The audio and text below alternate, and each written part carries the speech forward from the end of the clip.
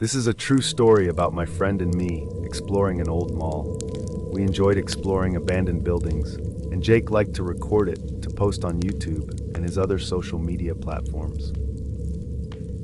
This time, we planned to explore a closed mall that was maybe 40 minutes away from our house.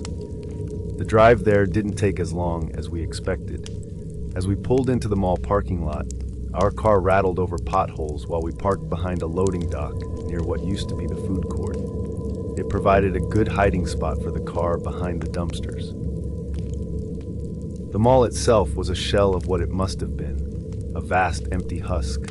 Napkins and garbage littered the floors, most of it stained and brittle from years of neglect.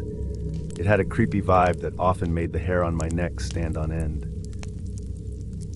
As we walked deeper into the mall, we passed a broken escalator, its steps torn away and missing, exposing the jagged insides of the machine like some kind of mechanical carcass. We decided not to risk walking up it and instead looked for the stairs. Behind us, we heard a strange noise, a metallic scraping sound, slow and deliberate, like someone dragging a metal pipe across the floor. We stopped, exchanged a look, and listened. "What the hell is that?" Jake whispered, his voice barely a tremor in the heavy stillness around him. He tightened his grip on the flashlight, the beam slicing through the darkness. We both thought we were here alone, but that noise wasn't something an abandoned mall made by itself. Then we heard a rough voice yell out, "I'm gonna fucking kill you both." We both froze, adrenaline kicking in like ice through my veins. Jake and I didn't even hesitate. We instinctively started running toward the nearest exit sign because the voice came from where we had just walked in. We managed to find an exit, and luckily the doors were not locked. We burst through the doors. Sprinting back to the car took a while because we had walked a decent distance from the food court while inside the mall.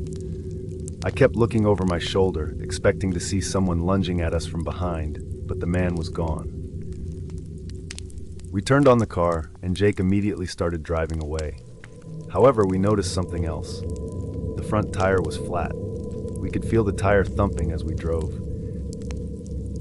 We didn't risk taking the time to fix it near the mall.